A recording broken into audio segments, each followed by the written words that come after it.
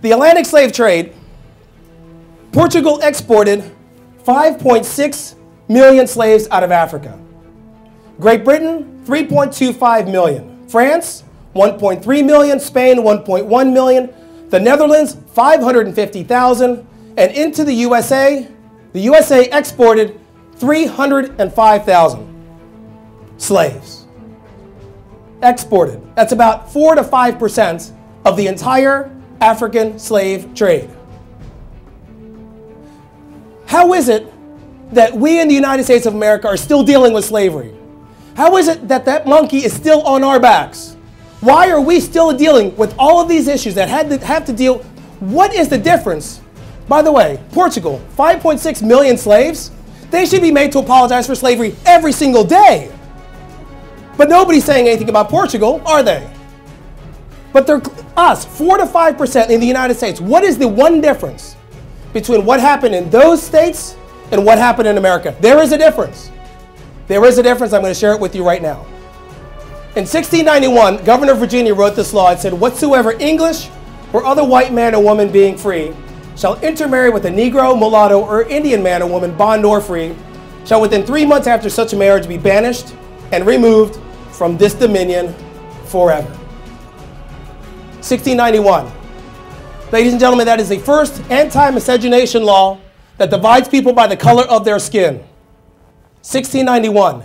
That is the creation of the color line in North America. 1691. It did not cross the Atlantic and go into Europe. It didn't go into the West Indies or the Caribbean. It didn't go into South America. It existed only in the colonies, enacted by a British governor. Pure control, ladies and gentlemen. What did I say before? They were mixing freely. See that word mulatto in the law? 1691. When you pass a law, there's two reasons to do it: to control things or to release control. The word mulatto in that law in 1691 tells you what? That there were enough of them to control. There were enough of them that the governor felt he needed to control that population too. Which meant that before this law was passed, they were mixing freely. And it took an aristocrat to pass a law to divide people and to, by the way, weaken them. In my 3-hour presentation, I go into more of an explanation as to why they did that. But I will make it short for you. It's because the combined forces of those people that were mixing freely, blacks and whites and Indians, were more than these people could handle, so they instituted divide and conquer. As I said, this is an anti-miscegenation law. Does anybody know how long, or actually, when did this law, this kind of a law, become unconstitutional in the United States of America? Please let me know, anybody.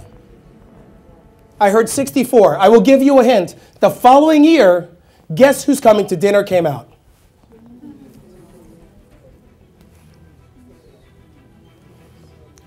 The year I was born, 1967. That's 275 years of a color line. 275 years with the possibility to pass these laws to separate people by the color of their skin. Eventually became punishable by going to jail for marrying. You think these people continued to marry? Sure they did. What did they do? They ran away, they left. They went into Maryland, right? Continued, what do you think Maryland did? Pass the same law, and so on and so forth. So it became a solid law that you could not come together black and white. Not because the people didn't want to come together, but because the aristocrats didn't want them to come together to weaken their forces.